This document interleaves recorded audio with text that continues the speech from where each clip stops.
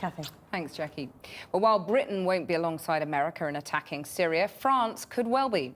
President François Hollande said there was a stack of evidence that the Assad regime was responsible for the chemical weapons attack and that he would work closely with his country's allies to ensure that it was punished. Our chief correspondent, Alex Thomson, is in Paris now. Alex. Well, yes, good evening from America's oldest ally, to use John Kerry's pithy phrase today. But enough of that. What matters, of course, here is what the French are saying. The president, as you say, saying that, in his words, France should punish President Assad for what it alleges he's been perpetrating in and around Damascus. And that programme must go on with all allies available. He doesn't have to consult Parliament, so he could go ahead on his own, as it were. But we came here to Paris today primarily not to talk to men who want to drop bombs, but to the man who has the almost impossible task of stopping that happening, the UN Special Envoy to Syria, Lakhdar Brahimi. Some job. Paris. Is it really the new London for Washington when it comes to bombing Syria?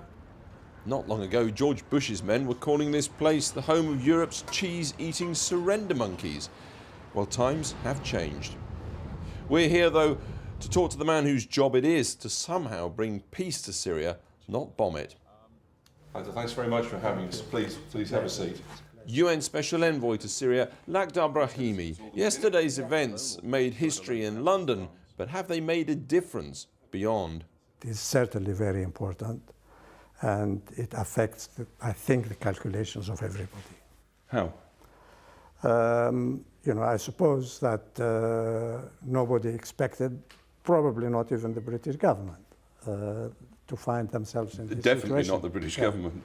To find themselves in this situation, and I'm sure that everybody is sitting now making their calculation. Key among those calculations being, of course, that Barack Obama will go it alone. Or will it really be alone? All I heard is what you people in the media are saying, and that is that the Americans are willing to go it alone if necessary. I think that they don't need to go it alone. There are a lot of other countries that will be willing to go along with them. The French? They will miss the British. I think that the French are in, and the countries in the region will probably be in. You know, but they will miss the British, there is no doubt about that. Missing the British, no doubt, but not missing the UN Security Council. President Obama's declared he can ignore it. Is it in any way possible, in your view, and legal, to bypass the UN Security Council? From the point of view of international law, as I understand it, definitely not.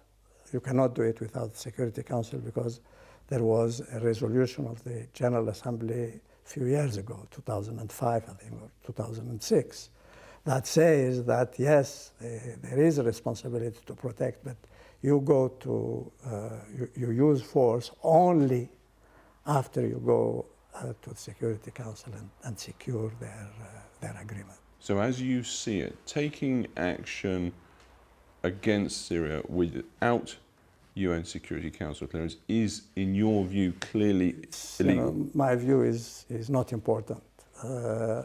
This is what I understand international law says. With that came further caveats that the world should wait till the UN inspectors have duly inspected and reported. Quite simply, he believes, because then the world will finally know just what happened that terrible day in the Damascus suburbs. I have to wait for what the team that was sent by my employer, the Secretary General of the United Nations, and they are coming back with a lot of material. So we are going to know exactly what happened. They will not tell us who done it, because nobody asked them to do that. I think they even asked them not to go into that. But let's see what has been used, what has happened, and then we can talk. So at 79, Lakhdar Brahimi, Algerian by birth, optimistic by disposition, faces a monumental task. He's been in the job since August 2012. I knew that I was taking on something extremely difficult. I said nearly impossible when I took on the job. You know, I've said again and again, does it make sense for me to continue? And I'm definitely asking myself these questions now. I'll be talking to the Secretary General and to a lot of other people, and then we'll see what we can do. You seriously personally, question whether it makes sense to continue in the job? Sure, sure.